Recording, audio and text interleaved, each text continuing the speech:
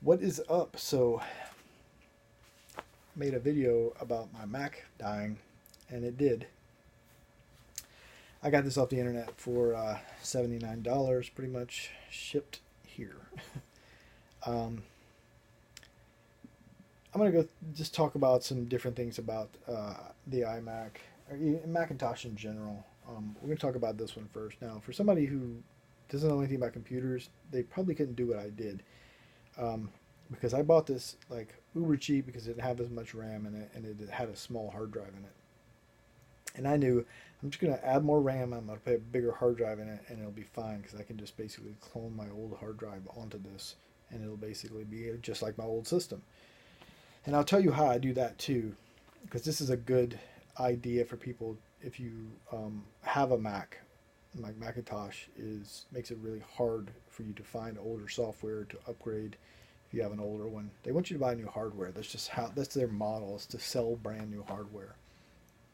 Now, one of these old Macintosh machines, you could literally buy one of these for like $100 and then basically load Windows 10 on it and it will run like a champ. It will run amazingly. So that's one option. You could run Linux on it too if you knew Linux, but most people aren't going to know Linux there, unless you could take the machine apart and then, I mean, you're going to do that, you might as well just go the whole route and we can do what I did. Um, so ended up buying the Macintosh, of course, for like right around $80 shipped to my house. It's the cheapest one I could find. It does not have Bluetooth.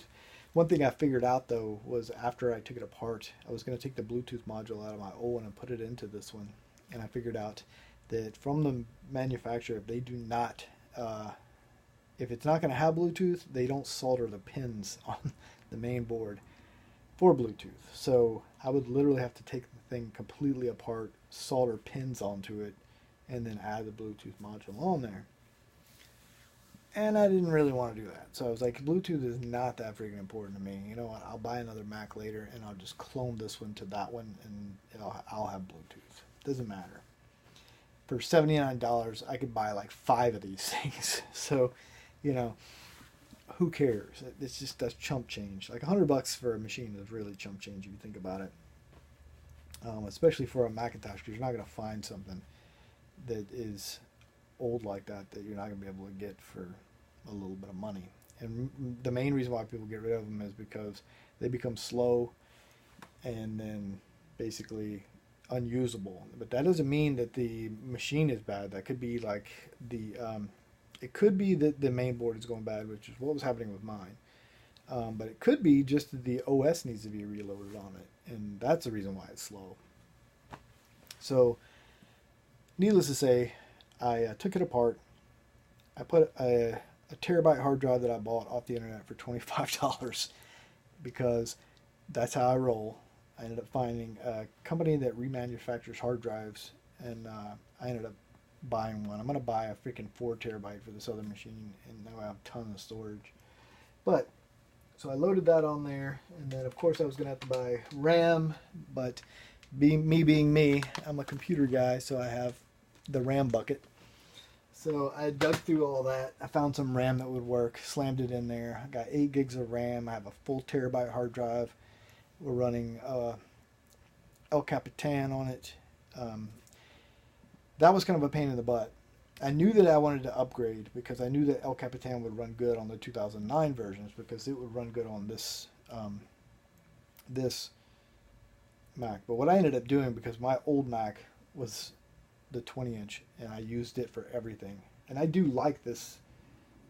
And it being big, it doesn't really matter to me, like the size. I mean, as long as it's 20 inches, I'm cool. Like, I don't need freaking like a huge, gigantic monitor. So, this is cool, but I'd rather have just a smaller monitor because the way my desk is set up, this works perfectly. So, I actually had my old 2008 iMac that died. It was running Yosemite. So I know that I have Yosemite running on this. I could take this hard drive and I could basically clone it to this hard drive. Now, it's not easy. I'm not saying I could just take this hard drive and through the network push everything over here. It's a little bit harder than that. And Macintosh makes it harder for a reason. There to upgrade or to find software to upgrade to is a pain in the ass. Mainly because they take their old versions of the OSs off the internet, like out of the store. So you have to have some media to begin with, because if you were going to do, I had to do this when I first, I upgraded my old 2008 one time to El Capitan, and it ran like garbage, and then I wiped it. And that's when I learned that Macintosh does some pretty underhanded things with their freaking software. So I ended up loading the original media. This is the original media for that old Mac. So Snow Leopard. This does not have the store in it. So I had to do all the upgrades to this, download them from the internet, do all the upgrades, reboot, load that.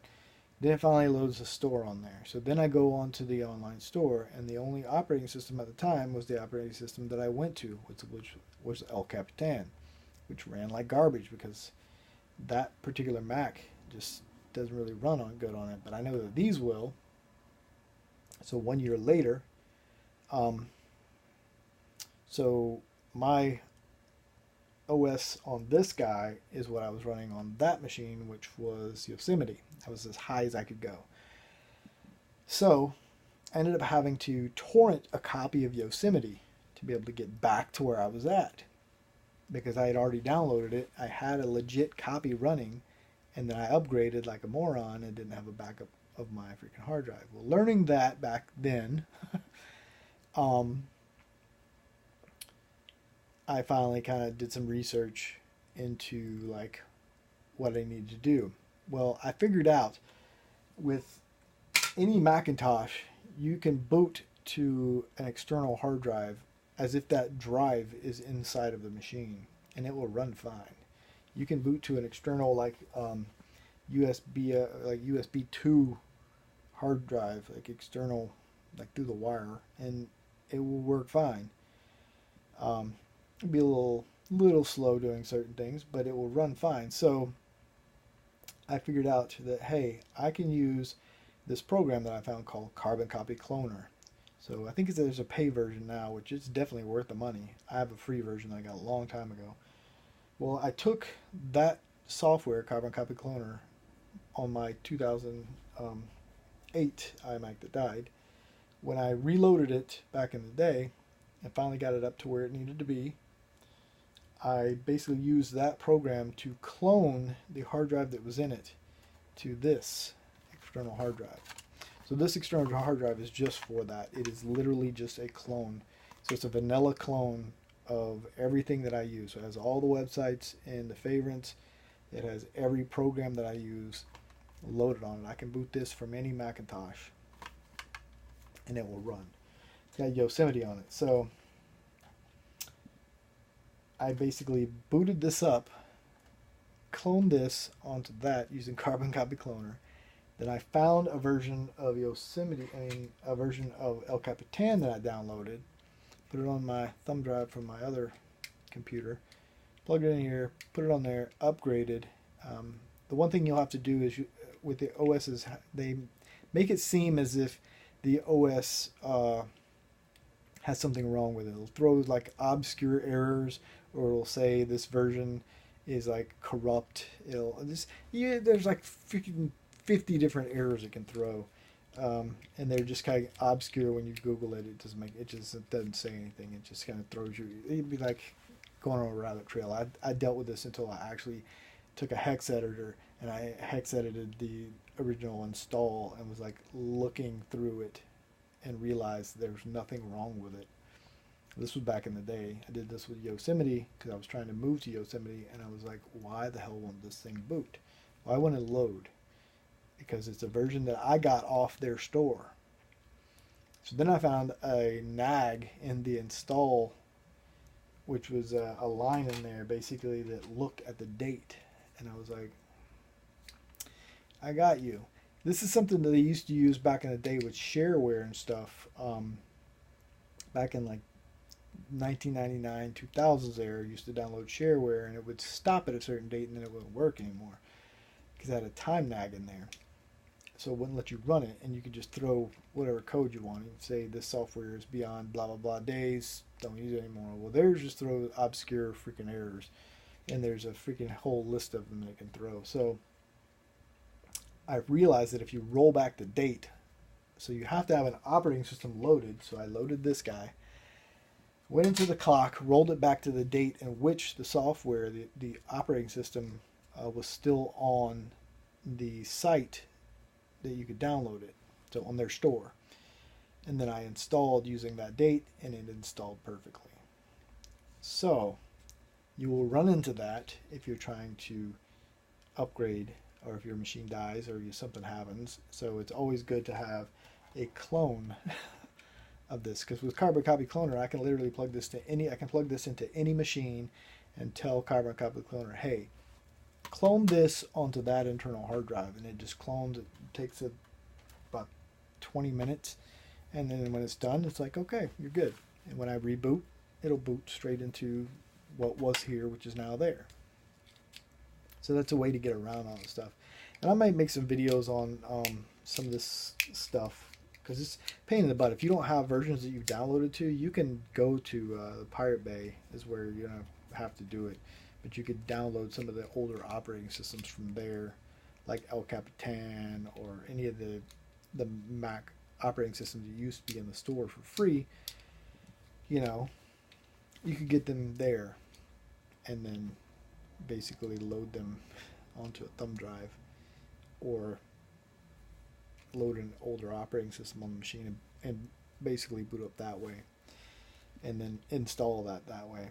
But that's enough. I'm not going to blah blah blah anymore. I may make some videos on this. I don't know. Just let me know below if you want me to make videos on this, and if not, I won't. All right, you guys take it easy. Peace out.